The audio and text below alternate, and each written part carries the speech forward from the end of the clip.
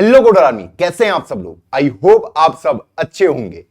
आज का वीडियो बहुत ही खास वीडियो होने वाला है जिसमें हम पढ़ने वाले हैं static data member, static member function, encapsulation, abstraction. ओहो भैया, इतनी हैवी टेक्निकल टर्म हमारे मुंह पे मार रहे हो, कुछ समझ नहीं आ रहा।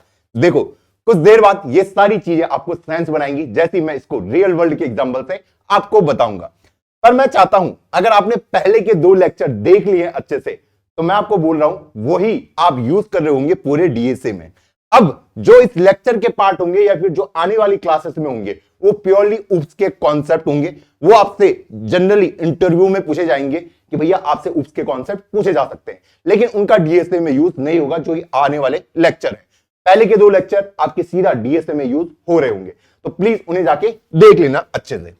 अब वीडियो को मैं स्टार्ट करता हूं, पर वीडियो स्टार्ट करने से पहले मैं चाहता हूं यार वीडियो को लाइक कर दो। 500 लाइक का हम टारगेट रख रहे हैं, तो पहले लाइक कर दो, मुझे भी खुशी होगी, आपको भी। क्लियर? हाँ जी भैया, तो चलो स्टार्ट करते हैं। क्या लिखा हुआ है यहां पे भैया? Static data member. डेफिनेशन पढ़ने की कोशिश करते हैं। They are attribute of classes और क्लास मेंबर। मतलब मैंने कहा चलो दूसरी लाइन पढ़ते हैं। It is declared using static keyword. भैया और भी लिखा है, कुछ समझ नहीं आ रहा, कुछ सेंस नहीं बना रहा है। क्या लिखा हुआ है? कुछ तो लिखा हुआ है। तो चलो अभी सेंस बनाना स्टार्ट करेगा। मैं आपको देता हूं पहले एक प्रॉब्लम। उस प्रॉब्लम के हल से हम समझ जाएंगे कि स्टैटिक डेटा मेंबर क्या होता है। बहुत ही छोटी सी चीज है, चुन्नू सी चीज।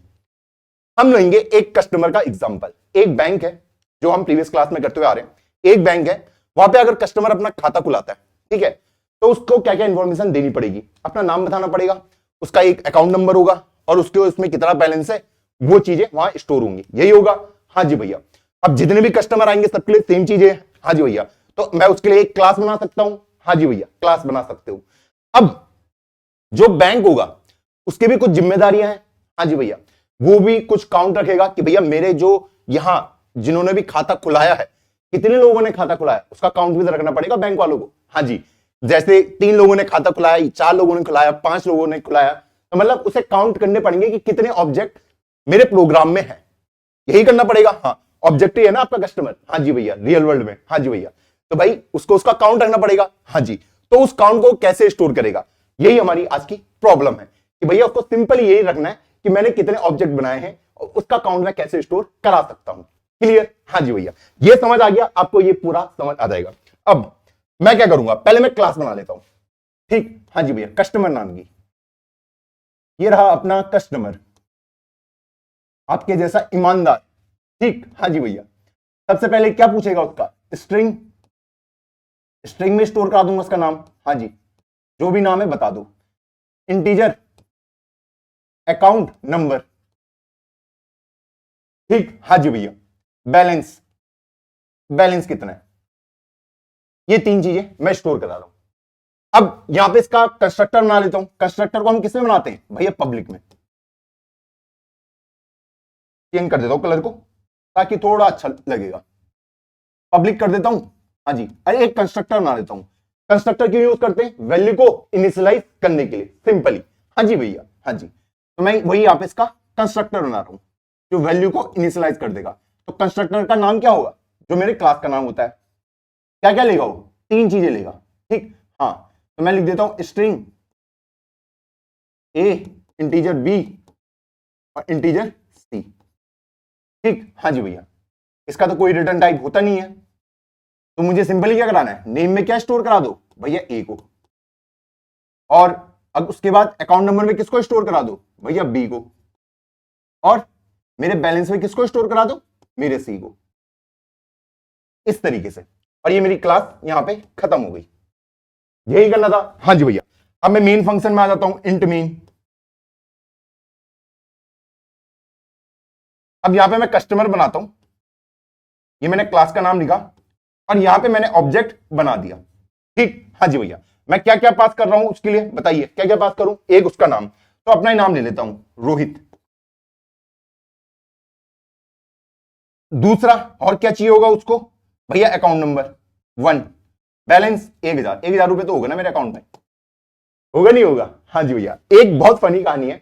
मैं एक बार एसबीआई में खाता खुलाने गया, अभी 2-3 साल पुरानी बात है, 2 साल या 2.5 साल। मैं एसबीआई में खाता खुलाने गया था और उन्होंने मेरा अकाउंट ओपन कर दिया और अकाउंट वगैरह सब ओपन हो गया।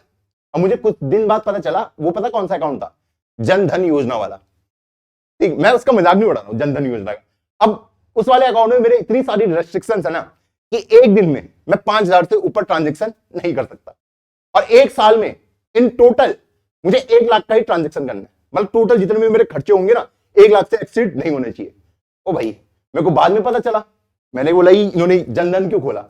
उसने बोला सर आपको देख के लगा कि शायद जनधन का ही खाता खुलाने आए हो। मैंने कहा इतनी बेइज्जती, ठीक तो मुझे थोड़ा फनी लगा था वाला इंसिडेंट। अभी तक है मेरे पास, हो पर वो मेरा सेकेंडरी अकाउंट है। चलो स्टार्ट करते हैं। तो मैंने ये लिख दिया, ठीक। हाँ, अब इसमें क्या होगा बताइए, क्या होगा? एक A1 क्रिएट होगा, हाँ जी भैया, उसके अंदर रोहित चला गया और 1 चला गया और 1000 चला गया, ये इसके अंदर सेव हो जाएगा। यही होगा ना? हाँ जी भैया। अब मेरे पास एक और कस्टमर बनाया मैंने, क्या करूंगा? मोहित लिख देता हूं नाम, अकाउंट नंबर 2, इसके अकाउंट में 1010 रुपए डाल देते हैं। क्लियर? हाँ जी भैया, इसके लिए भी सेम कहानी हो जाएगी। अब मेरी प्रॉब्लम यह है कि मुझे पता कैसे चलेगा कि मेरे टोटल कितने कस्टमर हैं, ठीक है, मेरे कितने ऑब्जेक्ट फॉर्म हुए। जैसे मैं यहां पे देख रहा हूं ना कि टोटल कस्टमर कितने हैं, 1 2 2, तो मुझे इसकी इंफॉर्मेशन कहां स्टोर करा सकता हूं? दिखने में तो लग रहा है 1 ही है 2 ही है, पर ये इंफॉर्मेशन स्टोर कैसे करूंगा? ये एक सवाल है या नहीं है? हाँ जी भैया, तगड़ा है। ऐसे में बहुत सारे कस्टमर बना सकता हूं, 100 बना सकता हूं, 200 बना सकता हूं, पर उसका काउंट स्टोर कहां करूंगा? अब आप बोल सकते हो कि भैया यहां पे रख देता हूं integer total count, total customer कितने होने वाले इक्वल टू 0। ओके, मैंने कहा चलो अगर आप यहां पे रखते हैं, अब इसके बाद एक और कस्टमर बनता है तो उसको कैसे स्टोर कराओगे? इसको तो मुझे यहां पे ना करते हुए सबसे ऊपर लिखना पड़ेगा, सबसे ऊपर टोटल कस्टमर को। इनिशियली कितने होंगे? 0 होंगे। जैसे ये फॉर्म हुआ इसको 1 से इंक्रीमेंट कर दूंगा, ये फॉर्म हुआ इसको 1 से इंक्रीमेंट कर दूंगा। अब इंक्रीमेंट कैसे करूंगा? अपने कोड में कैसे करूंगा? ये सवाल है ना? हाँ जी भैया, सवाल तो है, इसको इंक्रीमेंट कैसे करेंगे हम? अब इसमें एक और प्रॉब्लम है। मैंने आपको पहले कहा था जब भी हम क्लास बनाते हैं तो क्लास के अंदर मैं सब कुछ डाल देता हूं जो भी मुझे इंफॉर्मेशन वगैरह चाहिए, ठीक है। कोई भी वेरिएबल, कोई भी फंक्शन मैं क्रिएट कर रहा हूं, सबको क्लास के अंदर डालू। यहां कुछ मत लिखो, यहां कुछ मत लिखो, इसीलिए क्लास बना है ताकि मेरा कोड एक रीडेबल कोड हो, सबसे बढ़िया दिखने में, कोई आए आराम से पढ़ के चला जाए। तो मैं चाह रहा हूं कि भैया ये जो है, ये टोटल कस्टमर वाला, ये यहां ना होते हुए यहां प्रेजेंट हो, यहां इंटीजर टोटल कस्टमर। ओके, अगर ये यहां पे प्रेजेंट होता है, मान लो, चलो यहां पे मैंने लिख दिया, तो यहां पे एक टोटल कस्टमर का आ जाएगा। इनिशियली इसके अंदर कुछ भी वैल्यू नहीं है क्योंकि खाली है। हाँ जी, तो जब मान लो मैंने कंस्ट्रक्टर कॉल किया तब मैंने इसके अंदर वैल्यू को 1 बना दिया, पर इससे कुछ फायदा मिलेगा? इसके अंदर 1 चला गया, वैसे सेम इसके लिए भी, इसके लिए भी 1 चला जाएगा, ये A2 के लिए भी। हाँ जी, पर मैं काउंट कैसे कर पाऊंगा कि कितने कस्टमर मेरे पास है? अभी मेरे पास कोई इंफॉर्मेशन नहीं है कि कैसे मैं निकाल सकता हूं कि टोटल कस्टमर कितने होने वाले हैं, या नहीं है? हाँ जी भैया, तो मतलब अगर कुछ ऐसा हो जाए कि ये जो टोटल कस्टमर है, ठीक है, ये सबके लिए एक ही हो, सबके लिए एक ही हो, मतलब ये 1 हो, ठीक है, और ये इनिशियली 0 रहे, ठीक। अब ये भी इसी को पॉइंट करे, ये भी इसी को पॉइंट करे। जैसे ये बना तो ये यहां पे मैं कुछ ऐसा कर दूं कि टोटल कस्टमर को 1 से इंक्रीमेंट कर दूं, तो ये इसको 1 बना दे, ठीक। फिर जब मैंने इसको फॉर्म किया तो टोटल कस्टमर को 1 से इंक्रीमेंट कर दो, 2। फिर एक और कस्टमर बनाऊंगा तो टोटल कस्टमर 3 हो जाएंगे। अगर ऐसा मैंने कर दिया तो मेरी प्रॉब्लम रिजॉल्व हो सकती है, हो सकती नहीं हो सकती? हाँ जी, प्रॉब्लम स्टेटमेंट क्लियर है? हाँ जी भैया, क्योंकि मुझे यहां पे ये चाहिए कि सबके सब जो भी टोटल कस्टमर हैं ये वाले, ये अलग अलग फॉर्म ना हो, ये सब एक ही रहें, एक ही रहें। पर इसको अचीव कैसे करेंगे? इसको अचीव कैसे करेंगे? इसको ही हम अचीव करते हैं स्टैटिक कीवर्ड की हेल्प से। जी हां, इसको हम अचीव किसकी हेल्प से करते हैं? स्टैटिक कीवर्ड की हेल्प से। तो अगर मैं इसके आगे स्टैटिक लगा दूं,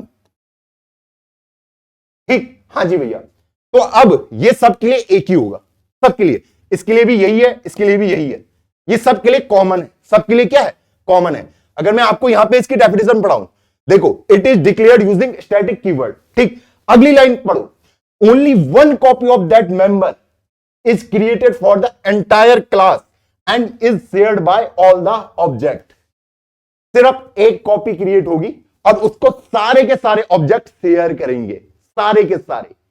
ठीक, हां जी भैया, ये मैंने कर दिया, क्लियर है ये? हां जी, कि सब के सब इसी को शेयर करेंगे, ये सिर्फ एक ही बार क्रिएट होगा और सब के सब इसी को शेयर करेंगे, तब मेरी प्रॉब्लम रिजॉल्व हो सकती है। क्लियर है? हां जी भैया, क्लियर है। अब इसमें एक और प्रॉब्लम है। क्या प्रॉब्लम है? इसके अंदर जीरो कैसे आएगा? इनिशियली तो इसको जीरो होना चाहिए ना, टोटल कस्टमर को जीरो होना चाहिए, नहीं होना चाहिए? हाँ जी भैया, तो उसको मुझे इनिशियलाइज करना पड़ेगा। हाँ जी भैया, करना पड़ेगा। तो उसको इनिशियलाइज कैसे करते हैं? मैंने कहा बहुत ही सिंपल काम है। क्या करना है? कोई रॉकेट साइंस नहीं है। ये आपका क्लास खत्म हुआ यहां पे, ठीक? हाँ जी भैया, क्लास के बाद आपको क्या करना है? आपको देखना है ये किस टाइप का है। भैया ये इंट टाइप का है, इंट लिख दिया। ठीक, हाँ जी भैया, इंट लिख दिया। उसके बाद क्लास का नाम कस्टमर। ठीक, हाँ जी भैया। उसके बाद स्कोप रिजोल्यूशन ऑपरेटर, इसका यूज करना है। हाँ जी भैया।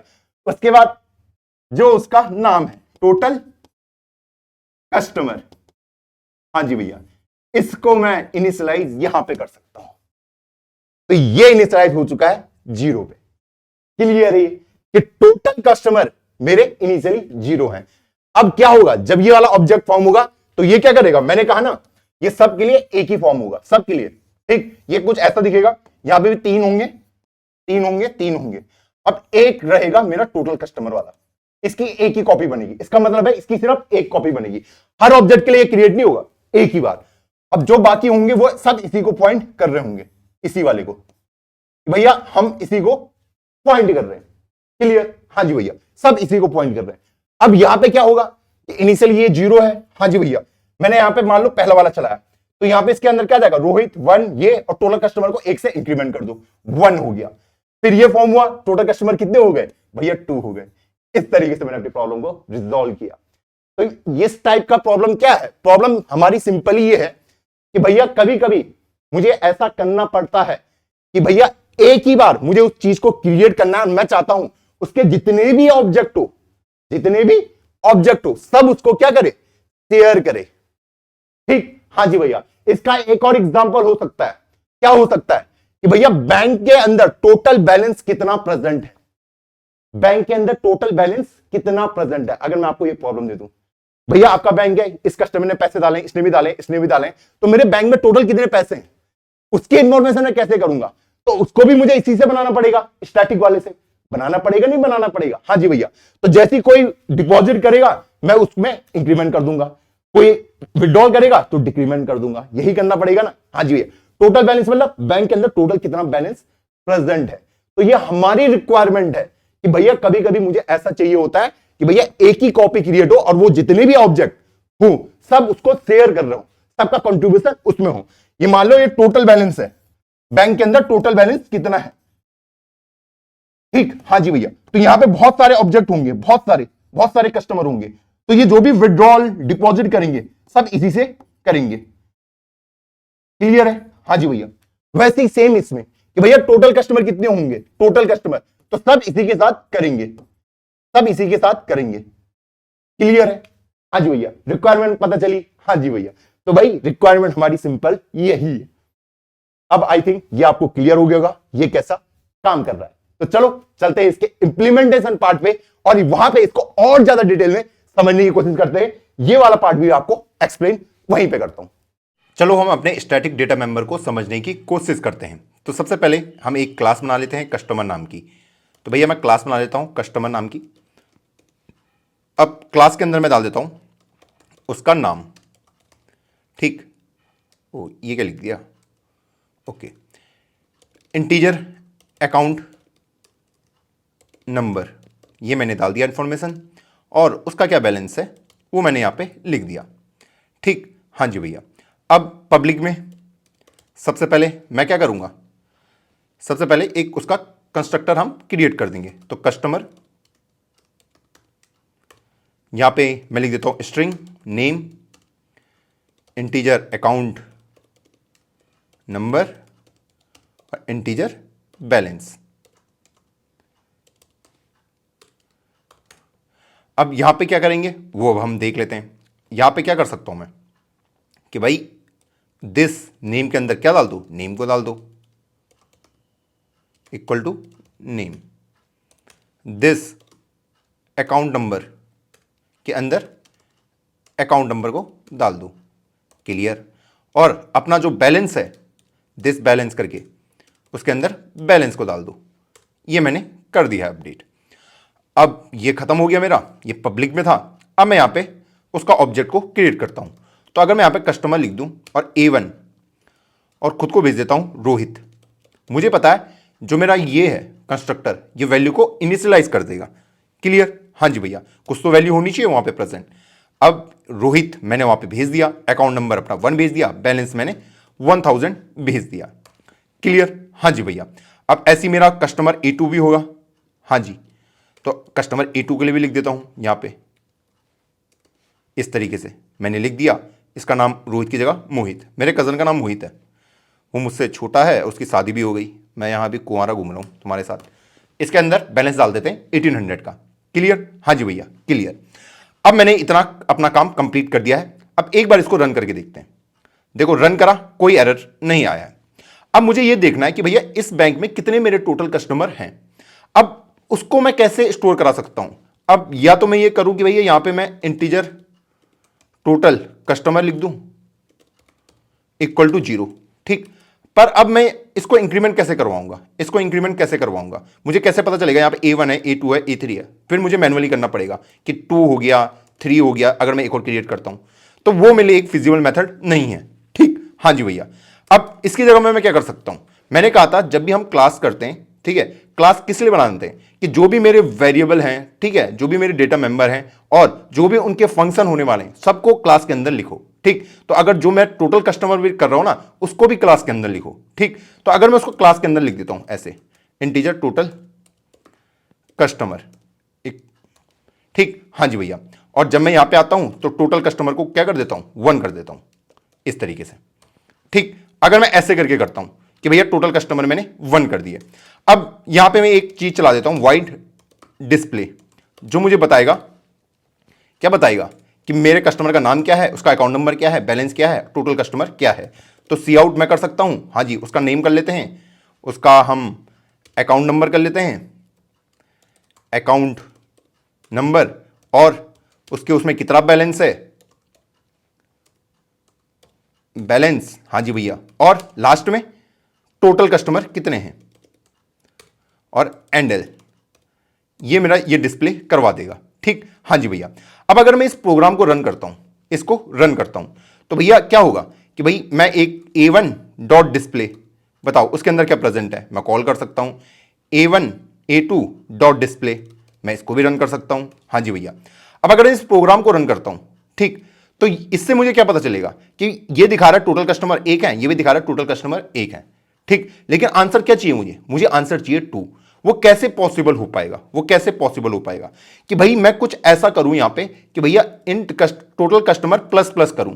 जब ये पहली बार कॉल हो ये वाला तो ये टोटल कस्टमर को 1 से इंक्रीमेंट कर दे, फिर जब A2 हो तो टोटल कस्टमर को 1 से इंक्रीमेंट कर दे, ठीक है। और मुझे ये भी चाहिए था कि इनिशियली टोटल कस्टमर की वैल्यू 0 हो, यही करना पड़ेगा। हाँ जी, तो इसके लिए क्या करना पड़ेगा कि ये जो टोटल कस्टमर है, ठीक, ये सब के लिए सेम रहे, सब के लिए, ठीक है, इसकी एक ही कॉपी क्रिएट हो और सब इसी को एक्सेस करें। ये सब बाकी सब के लिए नेम, अकाउंट नंबर, बैलेंस अलग अलग होंगे, ठीक। लेकिन जो टोटल कस्टमर वाला है जिससे मुझे पता चलेगा कि इस बैंक में टोटल कितने कस्टमर हैं, ये सब के लिए एक ही हो, ठीक। जैसे अगर मैं A1 की बात करता हूं, यहां पे A1, ठीक, इसके अंदर सब कुछ प्रेजेंट है, इसके पास नेम, इसका अकाउंट नंबर और बैलेंस, ये सब कुछ दिखाए, ठीक। हाँ जी, और जो मेरा A2 हो, अरे यार ये क्या हो रहा है, बैलेंस, और जो मेरा A2 हो वो भी सेम काम करे कि उसके लिए भी नेम, अकाउंट नंबर और बैलेंस सब कुछ दिखाए, ठीक। लेकिन जो टोटल कस्टमर हो वो एक सिंगल रहे, टोटल कस्टमर ऐसे, और जो इनिशियली 0 रहे। अगर ऐसा कुछ मैं कर लेता हूं तो मेरा गोल अचीव हो सकता है ना।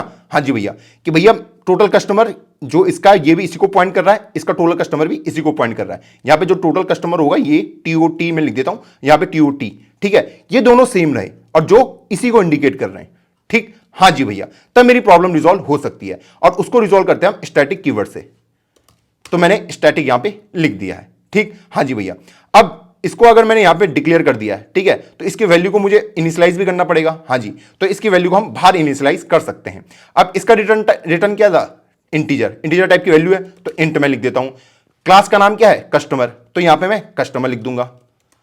फिर उसके बाद स्कोप रिजोल्यूशन ऑपरेटर मेरा ये रहा, ठीक। हाँ जी भैया, उसके बाद ये टोटल कस्टमर जो वेरिएबल का मेरा नाम है, टोटल कस्टमर इक्वल टू 0, मैंने इसको इससे इनिशियलाइज कर दिया है।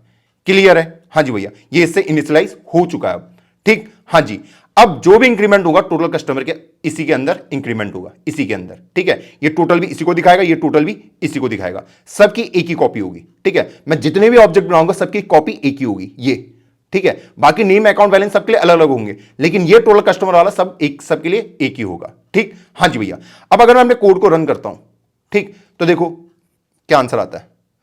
ओके, इसने कुछ एरर दिया है, टोटल कस्टमर इक्वल टू 0, इसको रन करते हैं। हाँ, बिल्कुल सही आउटपुट आया, ऐसी एरर आ रहा था, अब ये बिल्कुल सही आ रहा है, ठीक है। तो इसमें दिखा रहा है रोहित 1002, मोहित 1802, 2 कस्टमर हैं, ठीक। हाँ जी भैया, अब मैं अगर इसको एक और बार किसी और को क्रिएट करता हूं, कस्टमर A3, ठीक, उसके अंदर मैं डाल देता हूं रोहित, मोहित, मोहन डाल देते हैं, ठीक। हाँ जी भैया, अकाउंट नंबर 3, बैलेंस 2000, सबसे अमीर यही है, ठीक। हाँ जी, अब अगर मैं A3 को डिस्प्ले कराता हूं तो देखो, इसको अगर मैं रन करूं तो देखो इसके लिए ये क्या हो गया है, 3 हो गया है। क्लियर है ये। हाँ जी भैया, क्लियर है। अब आप मेरे से पूछोगे भैया कि ये ऊपर वाले तो 2 हैं, ये नीचे 3 क्यों हुआ।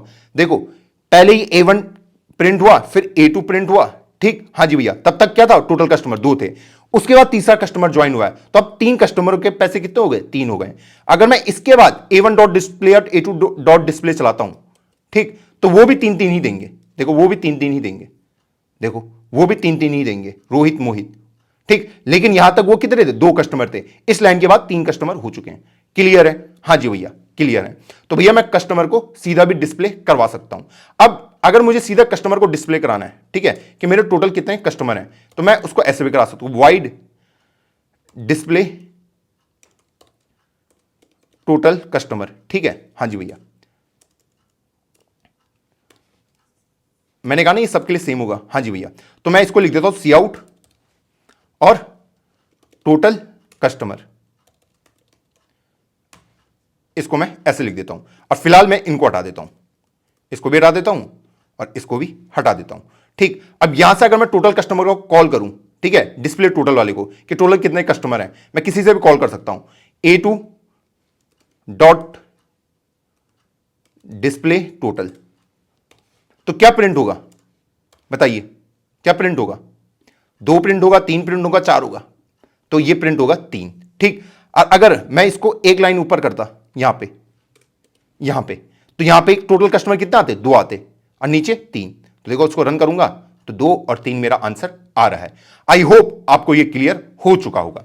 अब अगर मैं बात करूं इस स्टैटिक इन टोटल कस्टमर की, ठीक, ये एट्रीब्यूट है मेरे क्लास का, they are attribute of classes और क्लास मेंबर, ये मेरे क्लास को बिलोंग करता है, ठीक है। ये मेरे ऑब्जेक्ट को बिलोंग नहीं करता, ये किसको बिलोंग करता है, क्लास को। ये बस एक ही बार क्रिएट होगा, एक ही बार क्रिएट होगा, और ये सबके लिए सेम होगा। बाकी ये नेम, अकाउंट नंबर, बैलेंस, ठीक, ये मेरे ऑब्जेक्ट के पार्ट होंगे। ऑब्जेक्ट के पार्ट मतलब जब मैं ऑब्जेक्ट क्रिएट करूंगा तभी ये क्रिएट होंगे, नेम, अकाउंट नंबर और बैलेंस, ठीक। लेकिन जो मेरा स्टैटिक इन टोटल कस्टमर है, ये मेरा क्लास का पार्ट है। जैसे मैं क्लास को करता हूं, ये ऑटोमेटिकली क्रिएट हो जाएगा, सिर्फ ये, बाकी कोई नहीं होगा। बाकी तब क्रिएट होंगे जब मैं उनका ऑब्जेक्ट बनाऊंगा।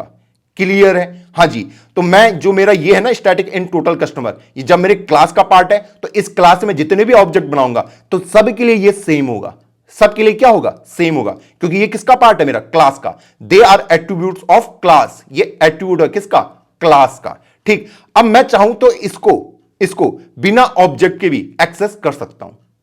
मैंने कहा मैं इसको बिना ऑब्जेक्ट के भी एक्सेस कर सकता हूं।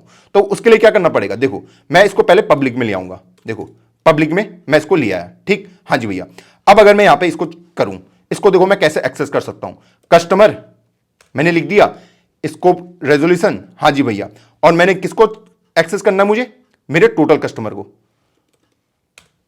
इक्वल टू मैंने इसके अंदर 5 डाल दिया, ठीक। अब अगर मैं उसमें A1 डॉट डिस्प्ले टोटल चलाऊं तो देखो वैल्यू चेंज हो जाएगी। अब देखो वैल्यू 5 हो चुकी है, क्योंकि मैंने डायरेक्ट उसको एक्सेस कर दिया है यहां से। किसकी हेल्प से, सिर्फ क्लास की हेल्प से। मुझे किसी की भी जरूरत नहीं पड़ी, मुझे किसी भी ऑब्जेक्ट की जरूरत नहीं पड़ी उसको एक्सेस करने के लिए। वरना जैसे अभी यहां पे तो मैं A1 डॉट टोटल कस्टमर करके भी इसको एक्सेस कर सकता हूं, ऑब्जेक्ट के साथ तो कर ही सकता हूं, लेकिन बिना ऑब्जेक्ट के भी मैं उसको एक्सेस कर सकता हूं, क्योंकि वो किसका मेंबर है, वो मेरी क्लास का मेंबर है। तो क्लास की मेंबर को मैं डायरेक्ट ऐसे भी एक्सेस कर सकता हूं। बस कंडीशन क्या होनी चाहिए कि भैया वो स्टैटिक हो। क्लियर है, हाँ जी भैया क्लियर है। तो इसको एक्सेस करना मैं पता चल गया। हाँ, अगर ये अंदर होता तो प्राइवेट में होता तो मैं एक्सेस नहीं कर पाता, पब्लिक में तभी एक्सेस हो रहा है।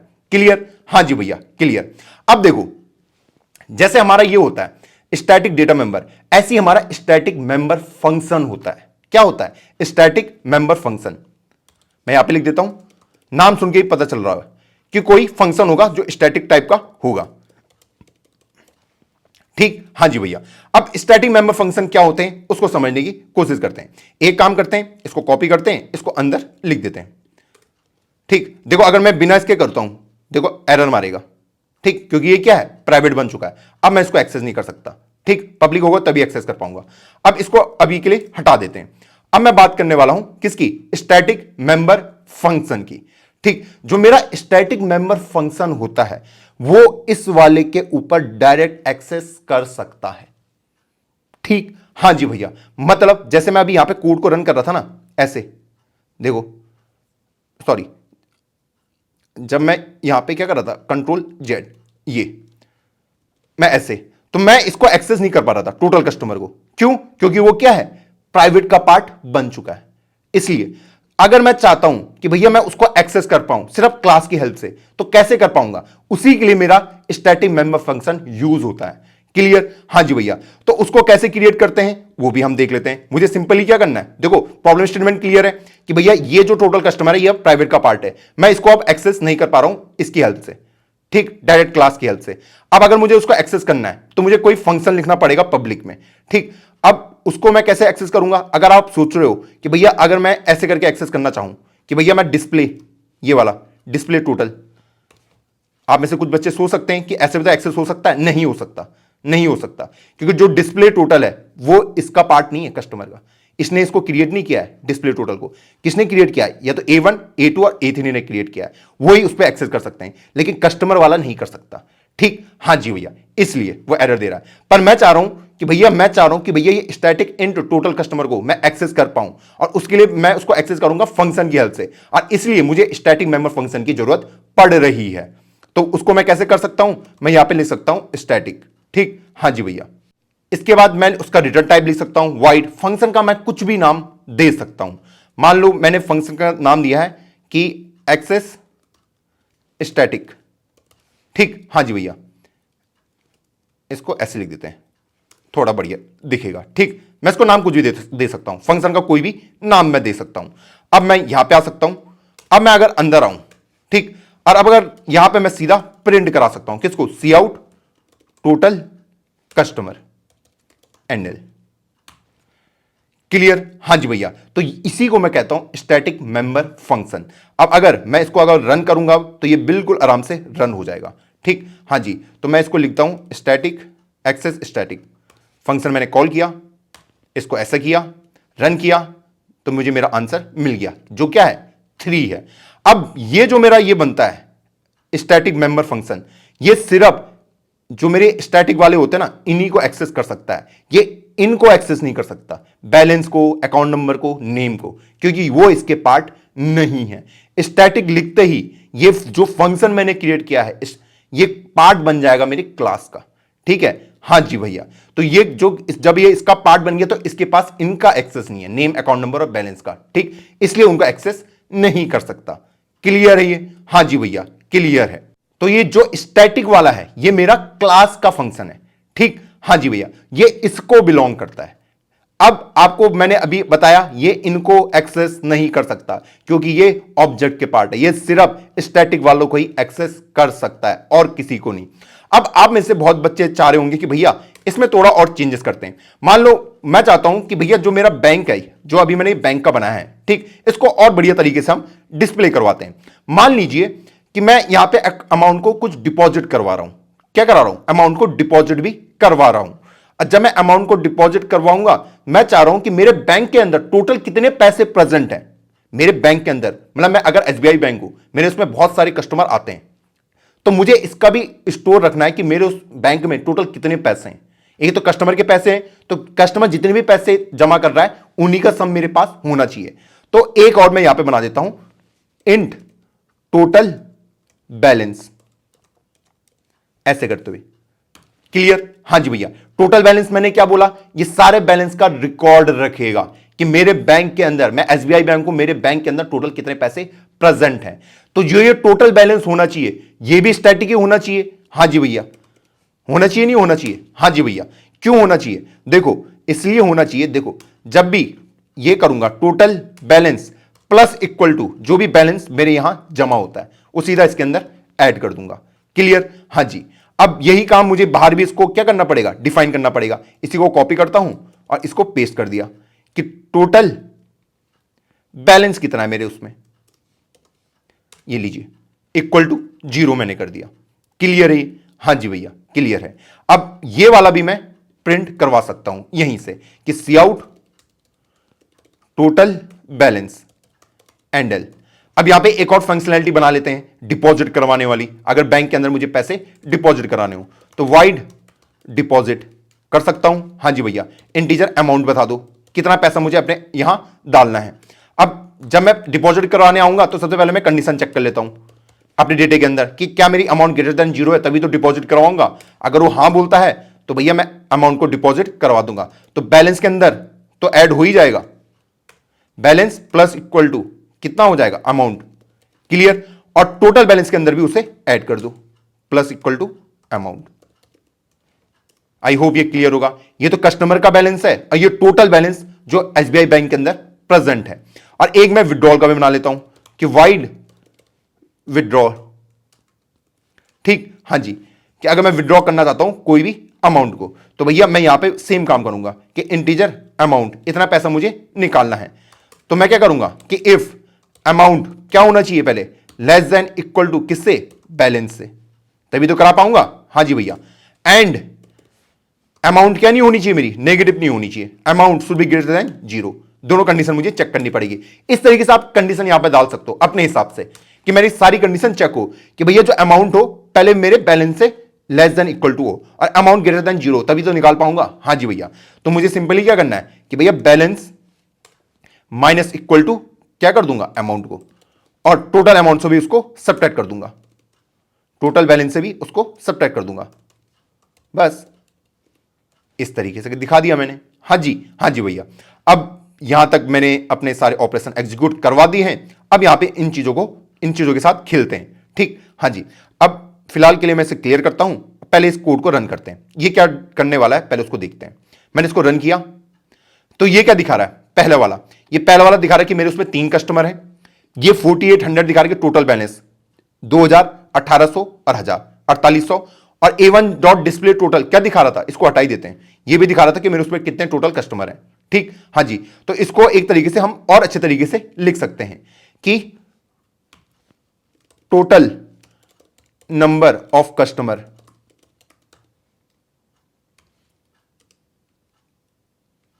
इस तरीके से। ठीक, हाँ जी भैया, ऐसा लिख सकता हूं। सेम मैं इसको भी लिख सकता हूं कि total number of total balance मेरे बैंक के अंदर कितना प्रेजेंट है, ये भी मैं कर सकता हूं इस तरीके से। हाँ जी भैया, कर दिया। चलो सही है। अब अगर इसको रन करता हूं तो देखो अब बिल्कुल अच्छे से आएगा कि टोटल नंबर ऑफ कस्टमर मेरे 3 हुए, टोटल बैलेंस मेरा 4800 है। अब मान लो मैं कुछ अमाउंट डिपॉजिट करवाता हूं, A1 बोलता है कि A1 डॉट डिपॉजिट कितना कर दूं, ये कहता है 800 रुपए मेरे अकाउंट के अंदर डाल दो। ये मैंने डाल दिया, क्लियर? हाँ जी भैया, मैंने डिपॉजिट करा और उसके बाद मैंने इसको रन कर दिया। देखो क्या आंसर आता है। तो देखो टोटल बैलेंस कितना हो गया बैंक के अंदर, 5600 आ गया है। इस तरीके से मैं इसको कर रहा हूं। अब A2 ने विड्रॉ करा दिया, A2 डॉट विड्रॉ, उसने 500 रुपए निकाल दिए। अब क्या होगा अगर मैं इसको नीचे प्रिंट करता हूं, बताइए?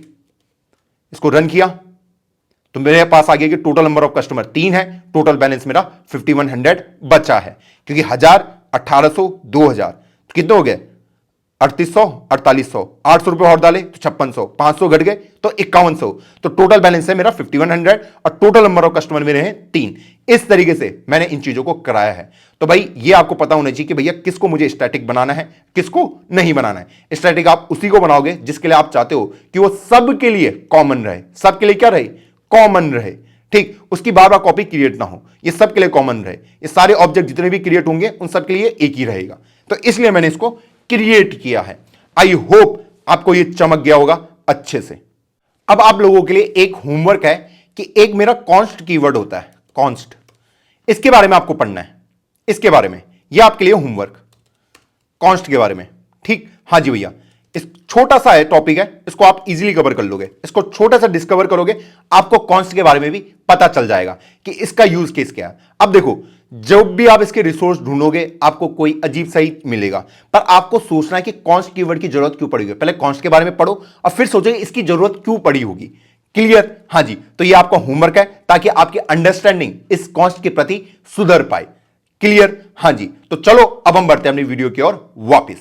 अब हम पढ़ेंगे इनकैप्सुलेशन के बारे में। यह क्या कहता है, wrapping up of data and information in a single unit while controlling access to them। अच्छा, ये तो समझ नहीं आया। अगर मैं आपको बोलूं कि ये कॉन्सेप्ट हम ऑलरेडी पढ़ चुके हैं, बस हमने उसको नेम नहीं दिया था। बहुत आसान है ये। क्या बोलता है ये कह रहा है कि wrapping up of data and information, wrap up कर दो किसको, डेटा को और इंफॉर्मेशन को एक ही जगह, ठीक? हाँ जी भैया, डेटा मैं बोल सकता हूं जो मेरे वेरिएबल वगैरह होते हैं, ठीक? हाँ जी भैया, इंफॉर्मेशन बोल सकता हूं फंक्शन वगैरह, ठीक? हाँ जी भैया, इन दोनों को रैप अप कर दो, एक जगह पे रख दो, ठीक? हाँ, इसी को मैं बोलता हूं क्लास। क्लास इसी को तो बोलते थे हम। हाँ जी भैया, कि जो भी वेरिएबल वगैरह मैं क्रिएट कर रहा हूं, ठीक है, उनको रख दो और उनपे जो फंक्शन अप्लाई होने वाले हैं, जो मेथड अप्लाई होने वाले हैं, उनको भी एक ही जगह में रखो, मतलब क्लास के अंदर रखो। जितने भी हैं, बाहर कुछ नहीं करना। जैसे हमने एक एग्जांपल में करा था ना कि सब कुछ हमने कहां रख दिया था, यहां, कि भैया जो भी वेरिएबल है रख दिए, जो भी फंक्शन उसके अंदर अप्लाई होने वाले वो भी यहीं लिखे। तो वही ये कह रहा है, ठीक? बस लास्ट लाइन वो कह रहा है while controlling access to them, कि मुझे कंट्रोल करना है एक्सेस को। मतलब कि भैया जो मेरा वेरिएबल वगैरह होंगे इनको मुझे प्राइवेट बनाना है। बस मैं इनके लिए किसी को भी डायरेक्ट एक्सेस नहीं दूंगा। फंक्शन की हेल्प से मैं इनको चेंज कर सकता हूं, पर डायरेक्ट एक्सेस नहीं दूंगा, ठीक? और इसी को हम बोलते हैं डेटा हाइडिंग भी, कि डेटा को छुपा के रखना। अब बहुत लोगों को ऐसा लगता है कि डेटा हाइडिंग का मतलब यह है कि भैया डेटा को छुपा के रखो ताकि जो हैकर वगैरह है उसे हैक ना कर पाए। नहीं, इसलिए नहीं करना पड़ता कि भैया जो यूजर है वो गलती से वहां कोई गलत डेटा ना डाल दे, इसीलिए हम ये करते हैं। इसीलिए हम डायरेक्ट एक्सेस नहीं देते, हम फंक्शन की हेल्प से उसको कंट्रोल करते हैं। मतलब मान लो कोई यूजर है, ठीक है, हाँ जी भैया, उसको एज भरनी है। क्या भरनी है? एज, उम्र। अब वो अगर उम्र की जगह में यहां पे -5 डाल देगा, गलत हो गया ना डेटा। हाँ जी, कुछ तो ऐसा डाल, मीनिंगफुल डाल कि भैया 0 से लेके 100 के बीच में डालना कोई नंबर, तेरी एज इसी के बीच में होगी। तूने -5 डाल दिया, हाँ जी, तो अगर मुझे डायरेक्ट एक्सेस दे दूंगा एज का, तो उसके अंदर सीधा -5 डाल देगा।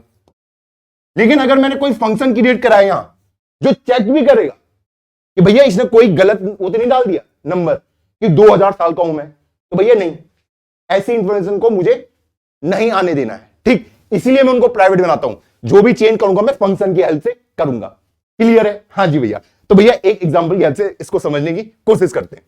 मैं कस्टमर वाला एग्जांपल ले लेता हूं, ठीक है? क्लास कस्टमर, इस बार छोटा एग्जांपल लेंगे, ठीक है? एक कस्टमर का नाम ले लूंगा, हाँ जी, अब बैलेंस ले लूंगा कि उसके अकाउंट में कितना बैलेंस है, ठीक है, हाँ जी भैया, इंटीजर बैलेंस, क्लियर, हाँ जी भैया। अब यहां पे एक वो बना देता हूं मैं पब्लिक करके, क्या बनाना पड़ेगा यहां पे, कंस्ट्रक्टर। कंस्ट्रक्टर सिंपल ऐसा बन जाता है, क्लास का नाम, हाँ जी भैया, स्ट्रिंग ए, दिस पॉइंटर भी आप यूज कर सकते हो, ठीक है, हाँ जी भैया, मैं इसलिए नहीं कर रहा हूं कि ताकि बड़ा ना लिखे हो। Name equal to A, balance equal to B, ठीक, हाँ जी भैया, ऐसे, क्लियर है, हाँ जी भैया।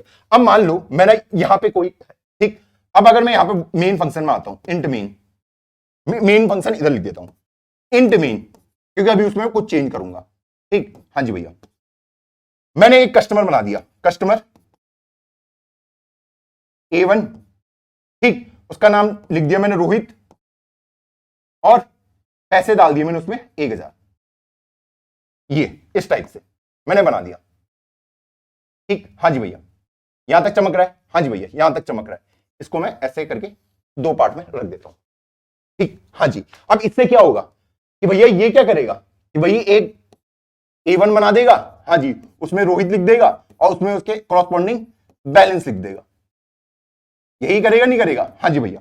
अब आप खुद सोचो, अगर मैं इसके इस डेटा वाले को, ठीक है, जो इसके वेरिएबल है, इनको भी अगर पब्लिक कर दूं, इनको भी अगर पब्लिक कर दूं, पब्लिक कर दिया, ठीक, अब अगर मैं यहां से सीधा उसके बैलेंस को कुछ भी डाल दे रहा हूं, वहां पे कुछ भी डाल दे रहा हूं, मान लो नेगेटिव, मान लो मुझे कुछ अमाउंट है उसके अंदर डिपॉजिट करनी है, कुछ अमाउंट क्या है, डिपॉजिट करनी है, ठीक है, मान लो मुझे वहां पे कुछ अमाउंट डिपॉजिट करनी है, और मैं क्या कर रहा हूं, अमाउंट कैसे होती है डिपॉजिट, आपके पास 1 रुपए हो, 2 रुपए हो, 10 रुपए हो, 20 रुपए हो, यही चाहिए होगा ना, हाँ जी, रुपए। अब अगर आप यहां पे नेगेटिव अमाउंट अंदर डालने की कोशिश करते हो, भैया मुझे 5 - 5 डिपॉजिट करना है, कोई सेंस बना रहा है, कोई सेंस बना रहा है, हाँ। अब आप क्या बोलोगे, अगर नॉर्मल तरीके से करता, ठीक है, तो मैं ये करता कि A1 डॉट बैलेंस को डायरेक्ट एक्सेस कर सकता हूं, क्योंकि क्या है वो पब्लिक है, ठीक, मैं कर सकता हूं प्लस इक्वल टू जो भी नंबर मैं यहां पे डालना चाहता हूं। अगर मैं -5 डाल देता हूं, तो क्या -5 डिपॉजिट होना चाहिए, थोड़ा सेंस लगाओ, -5 में क्या अपने अकाउंट के अंदर डाल सकता हूं, नहीं डाल सकता ना। तो इन्हीं केस से बचने के लिए, इन्हीं केसेस से बचने के लिए कि भैया मेरे पास डायरेक्ट एक्सेस नहीं होना चाहिए, मेरे पास डायरेक्ट एक्सेस नहीं होनी चाहिए, इनके ऊपर मुझे चेक पॉइंट लगाने पड़ेंगे, ठीक, ताकि मेरा डेटा खराब ना हो। अगर मैं -5 डाल दो, -5 कैसे डाल सकते हो।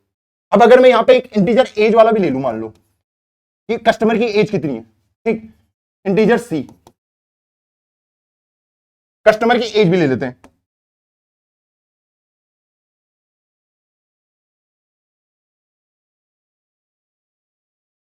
और यहां पे मैं भेज देता हूं, ये ज्यादा सेंस बनाएगा आपको। मान लो कस्टमर की एज 20 साल है, ठीक, हाँ जी भैया। अब अगर मैं यहां से A1 डॉट एज को अपडेट करके -4 लिख दूं, क्या -4 किसी की एज होती है, या फिर -4 ना लिख के मैं 130 साल लिख दूं, या 230 साल तो कोई जिंदा नहीं होता ना। तो मैं क्या कर रहा हूं, एज को मैं डायरेक्ट एक्सेस कर पा रहा हूं, और मैं कुछ भी उसके अंदर डाल दे रहा हूं, जबकि मेरे डेटा के अंदर मुझे डायरेक्ट एक्सेस नहीं देनी, इसीलिए नहीं देनी कि ताकि कोई भी एक्सीडेंटल कुछ भी गलत इंफॉर्मेशन वहां सेव ना हो जाए।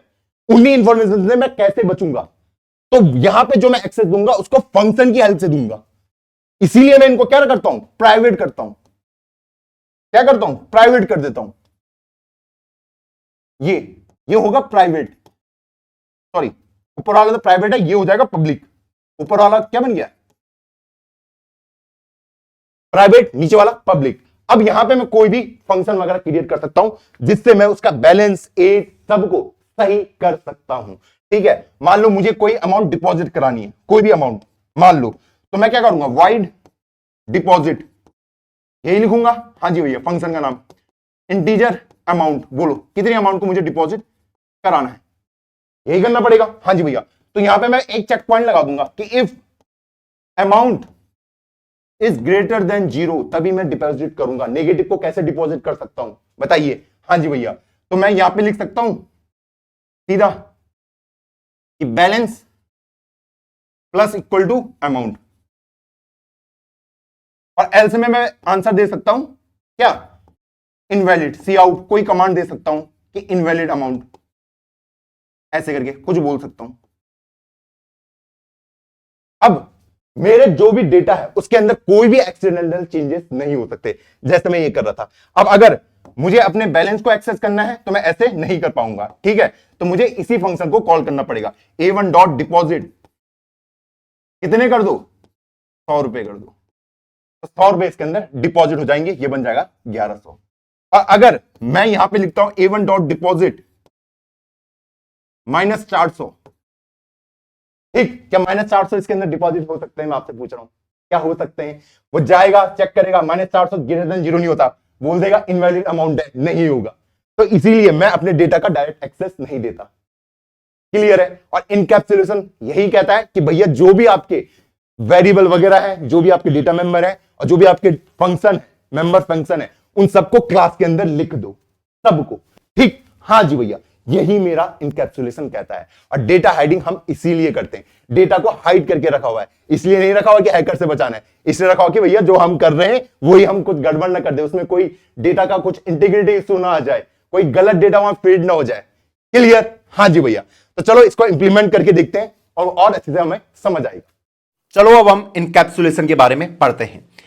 हम अपने प्रीवियस एग्जाम्पल को ही लेंगे जिसमें मैंने कस्टमर लिया है, उसका नेम, अकाउंट नंबर और बैलेंस। बाकी उसमें एक कंस्ट्रक्टर बना रखा है डिपॉजिट और विड्रॉ का, और एक डिस्प्ले का। ये 3-4 फंक्शन मैंने यहां पे बनाए हैं।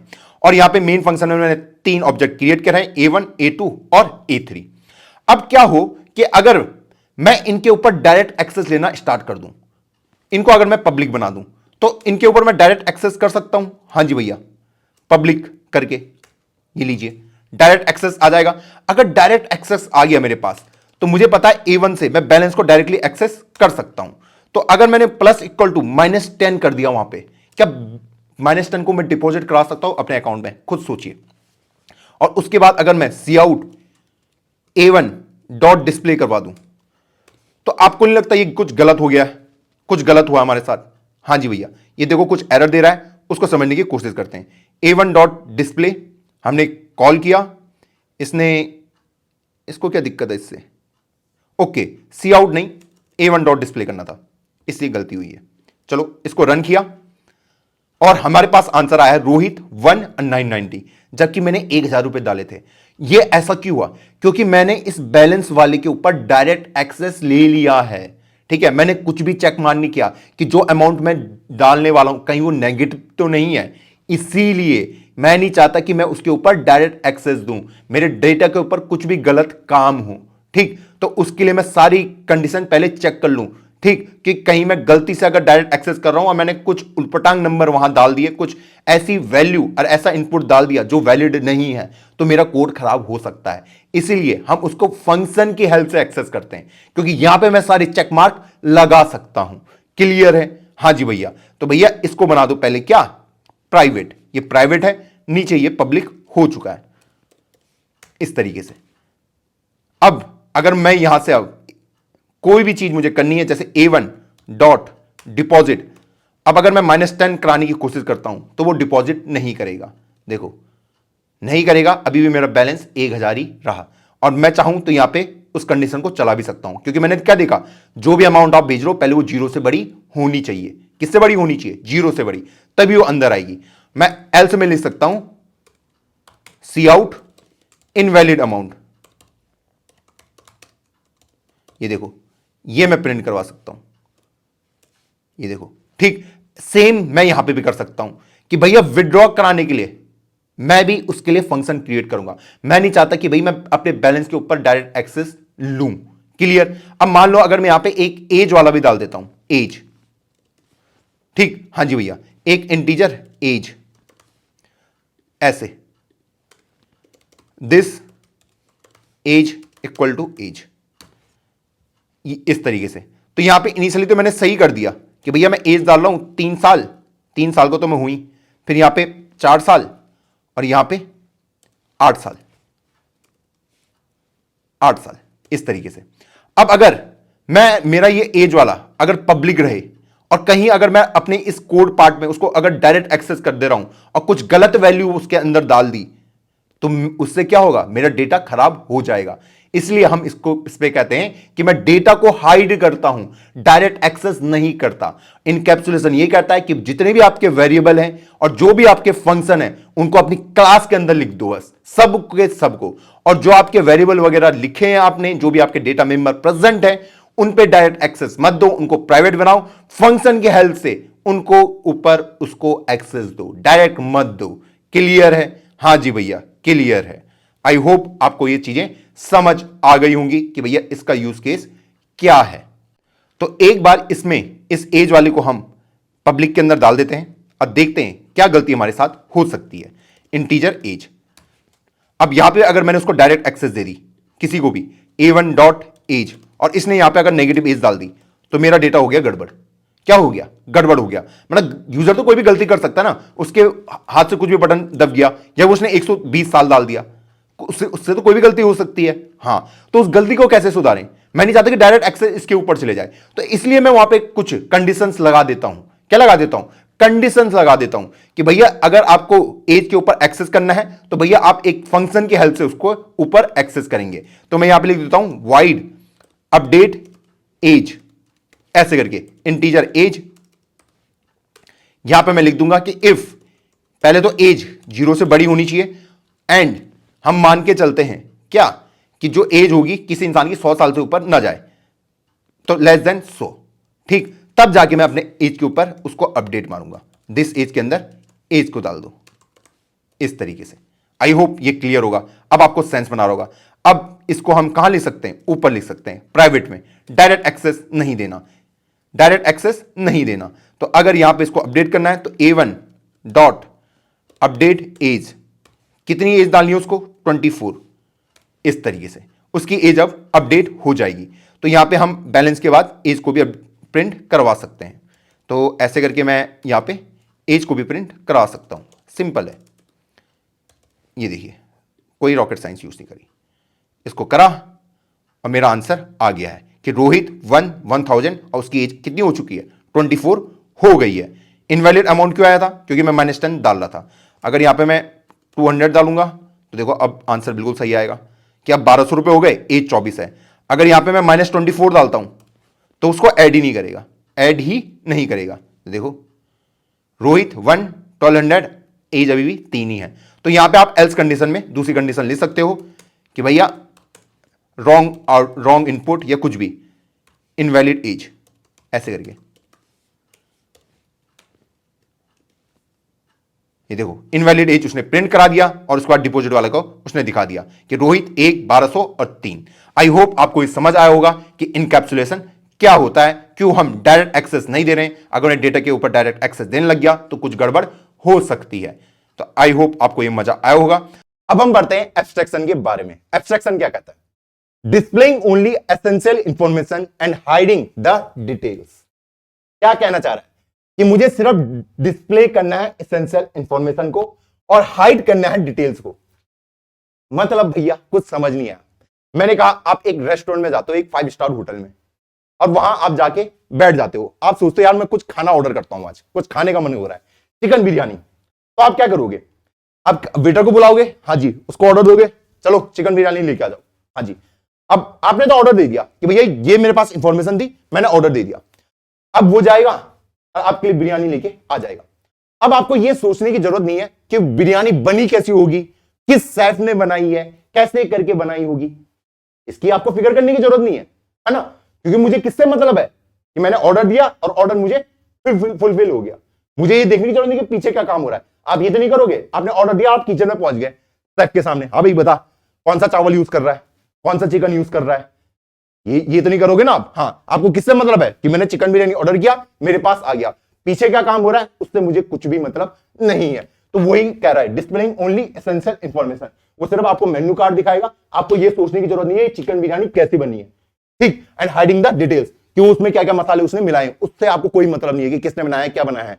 भैया एक और एग्जांपल समझाओ। मैंने कहा चलो आप सब लोग इंस्टाग्राम यूज करते हो, हाँ जी भैया। अब मान लो ये इंस्टाग्राम है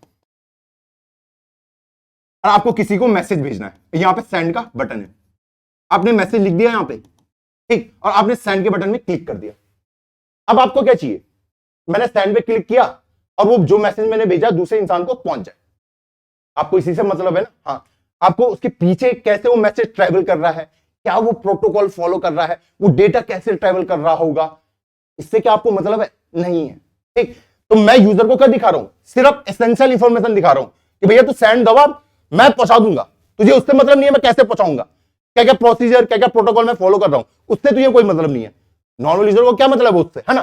तो मैं वही यहां पे कर रहा हूं कि डिस्प्लेइंग ओनली एसेंशियल इंफॉर्मेशन, कि सिर्फ मैं तुझे ये दिखा रहा हूं, ये मैसेज का बटन, सेंड ढूंढ, तुझे उसके बैकएंड में क्या काम हो रहा है वो उसको जानने की तुझे जरूरत है भी नहीं। हम यूजर को क्या ही जरूरत है उसको जानने की, ठीक है? एंड हाइडिंग द डिटेल्स, जो एक्चुअल डिटेल्स होती है कैसे वो ट्रैवल कर रहा है उसको हम हाइड करके रखते हैं यूजर से, क्योंकि उसको मतलब भी नहीं है, उसको किस चीज से मतलब है, मैंने जो करा है वो बस फुलफिल हो जाए, मैंने सेंड दबाया तो मैसेज वहां रिसीव हो जाए, बस मुझे इससे मतलब है, उसके पीछे क्या प्रोसीजर काम हो रहा है उससे मुझे कोई भी मतलब नहीं है। क्लियर है? हाँ जी भैया। तो इसीलिए एब्स्ट्रैक्शन हमारे रियल वर्ल्ड में भी इतना यूज होता है नहीं होता? हाँ जी भैया। किसी को मैसेज भेजना, हम यूट्यूब वीडियो देखते हैं। हाँ जी भैया। तो यूट्यूब वीडियो में मैं कोई भी वीडियो मुझे पसंद आई, मैंने क्लिक करके देखना शुरू कर दिया। अब आप ये तो नहीं सोचते होगे ना कि भैया ये कौन से डेटाबेस पे स्टोर होगी, वहां से ये वीडियो आ रही होगी, पैकेट के फॉर्म में आ रही होगी, कौन सा IPv4 IPv6 कौन सा नेट कनेक्शन है, आपको ये सोचने की जरूरत है क्या? नहीं है ना? आपको ने क्लिक करी, आपके सामने वीडियो आ गई, आपका मामला खत्म। बैकएंड में क्या हो रहा है उससे कोई मतलब नहीं।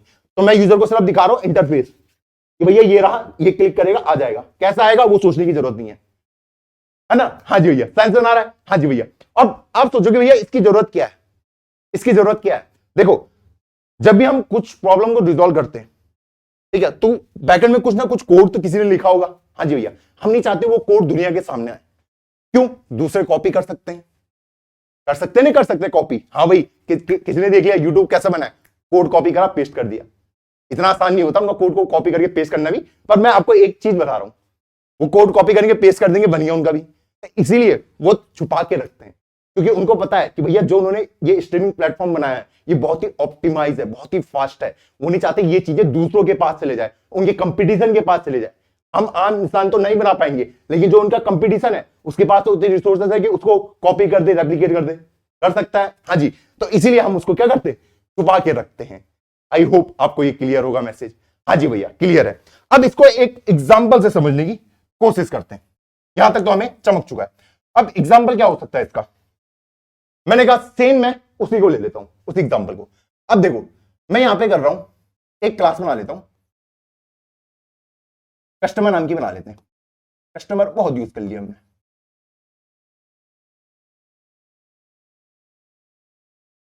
अब यहां पे मैं बना देता हूं नेम और बैलेंस इंटीजर। ठीक, हाँ जी भैया।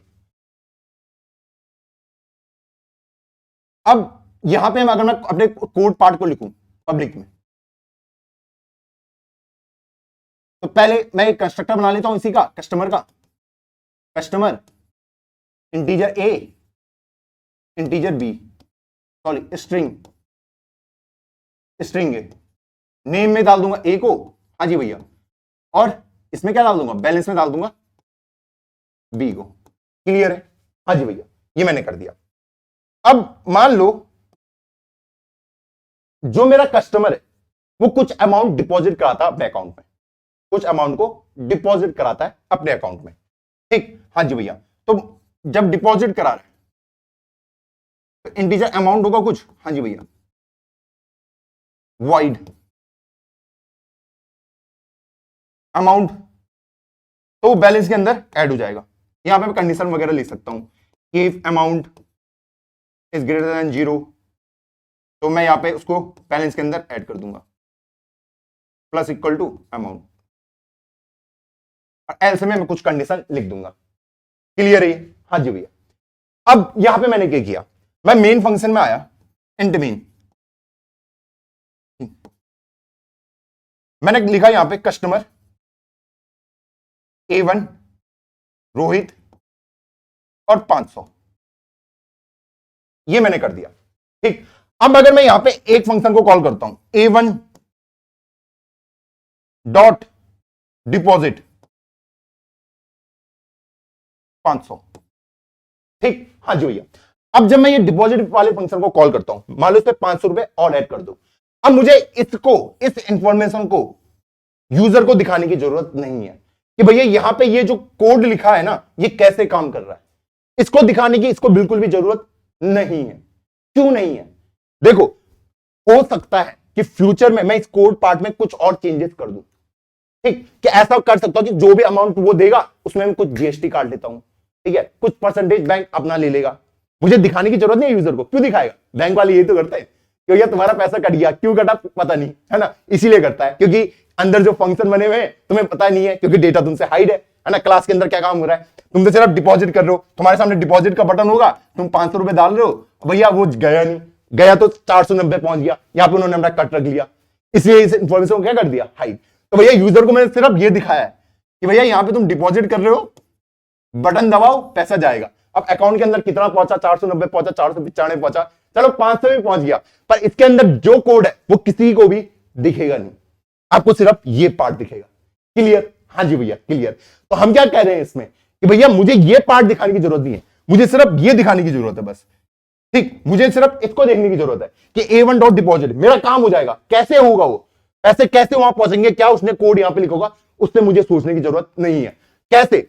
अब देखो, हमने सॉर्ट फंक्शन पढ़ा है ना, हाँ जी भैया, या फिर हमने पावर फंक्शन भी पढ़ा है। मैं क्या करता था, पावर ऑफ 2,4, ये फंक्शन क्या लाता था मेरे पास, इंटीजर आंसर। ये पावर फंक्शन क्या करता, 2 की पावर 4 को मेरे आंसर के अंदर डाल देता था, ये करता था नहीं, हाँ जी भैया। अब ये फंक्शन जब कॉल हुआ है, कभी आपने सोचा कि इसकी भी तो कहीं ना कहीं इंप्लीमेंटेशन होगी, होगी नहीं होगी, हाँ जी भैया, वो math.h वाली फाइल में प्रेजेंट होता है। पर मुझे क्या मतलब है कि ये फंक्शन अंदर कैसे काम कर रहा है, मुझे सिर्फ इससे मतलब है ना कि मुझे रिजल्ट लाके दे दे रहा है, मुझे रिजल्ट लाके दे दे रहा है 16 आपका आंसर। क्लियर? हाँ जी। जब मैं एरे को सॉर्ट करने की कोशिश करता हूं, उसमें भी सेम कहानी, मैं कोई फंक्शन यूज कर सकता हूं, हाँ जी, कर सकता नहीं कर सकता, हाँ, कि मैं लिख देता हूं सॉर्ट ARR डॉट बिगिन, ऐसे ही करता था ना, कॉमा ARR डॉट एंड। अब मुझे पता है सॉर्ट हो जाएगा, कैसे होगा उससे मुझसे मतलब नहीं है, मुझे सिर्फ इससे मतलब है कि एरे सॉर्ट हो जा रहा है। तो मैंने सिर्फ क्या दिखाया आपको, सिर्फ ये फंक्शन आपको दिखा रहा हूं, ये फंक्शन, इसकी इंप्लीमेंटेशन में आपको नहीं दिखा रहा हूं, वो हाइड है, वो छुपी हुई है, ठीक, कि वो एक्चुअल में कैसे सॉर्ट करा होगा, क्या एल्गोरिथम उसने यूज करे, उसको मुझसे मतलब नहीं है। मुझे ये चाहिए भाई जो मैंने करा वो काम मेरा कंप्लीट हो जाए। यहां पे मैं अमाउंट डिपॉजिट कर रहा हूं तो भैया वो अमाउंट जाके पहुंच जाए, मुझे सिर्फ उस चीज से मतलब है, बाकी मुझे किसी भी चीज से मतलब नहीं है। तो भैया इसलिए एब्स्ट्रैक्शन को भी हम बहुत ज्यादा यूज करते हैं जब हम क्लास और ऑब्जेक्ट बना रहे होते हैं। क्लियर? हाँ जी भैया, कि भैया यूजर को मुझे क्या दिखाना है वो मेरी मर्जी है, ठीक, क्या नहीं दिखाना वो भी मेरी मर्जी है। यूजर को इससे मतलब नहीं होना चाहिए कि वो इंप्लीमेंट कैसे हुआ है, उसका इंप्लीमेंटेशन कैसे हुआ है, इससे यूजर को कोई मतलब नहीं होना चाहिए। वो जो काम दे रहा 500 तो 500 वहां पहुंच जाए बस। क्लियर? और इसका और बेनिफिट क्या होता है, इसका एक और बेनिफिट है, मान लो बाद में उन्होंने जीएसटी वगैरह लगाना हो या कोई टैक्स वगैरह पकड़ना हो तो वो सिर्फ इसी क्लास फंक्शन के अंदर उस चेन को करेंगे और उस सबके लिए इंप्लीमेंट हो जाएगा, ठीक। अब मान लो इन फ्यूचर मुझे एक और बेटर एल्गोरिथम मिल जाता है जो किसी भी कोड को ऑर्डर ऑफ एन टाइम में सॉर्ट कर देता है, ठीक, तो मुझे यहां चेंज करने की जरूरत नहीं है, मैं अंदर अपने डेटा कोड के अंदर उसको चेंज कर सकता हूं, जो भी वहां इंप्लीमेंटेशन होगा उसका वहां जाके डायरेक्टली उसको चेंज कर दूंगा। जो यूट्यूब के एल्गोरिथम होते हैं ऐसे तो इंप्रूव होते हैं, अब देखा होगा टाइम के साथ इंप्रूव हो रहे हैं, है ना, हमारे सामने तो रखे नहीं उन्होंने एल्गोरिथम, वहां बैकएंड में क्या हो रहा है, क्या उन्होंने घोल मचाया हमें कुछ पता ही नहीं है। क्लियर है? हाँ जी भैया, एब्स्ट्रैक्शन मुझे क्लियर है, तो चलो इसको इंप्लीमेंट करके देखते हैं। अब हम पढ़ेंगे एब्स्ट्रैक्शन के बारे में। एब्स्ट्रैक्शन क्या कहता है?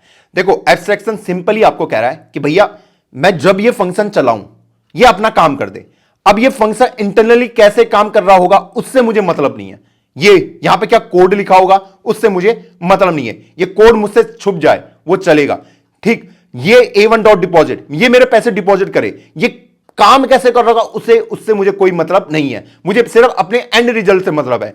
अगर मैं A1 डॉट डिस्प्ले करता हूं तो मेरा आंसर आ जाना चाहिए, मुझे यह मतलब नहीं है कि यहां पे क्या कोड लिखा है, ये कैसे इसको डिस्प्ले करा रहा है, जब मैं विड्रॉ करा रहा हूं तो ये कोड क्या है, मुझे सिर्फ फंक्शन की हेल्प से प्रॉब्लम को सॉल्व करना है। क्लियर? हाँ जी, मुझे उसकी इंटरनल वर्किंग के बारे में ना भी पता हो तो चलेगा।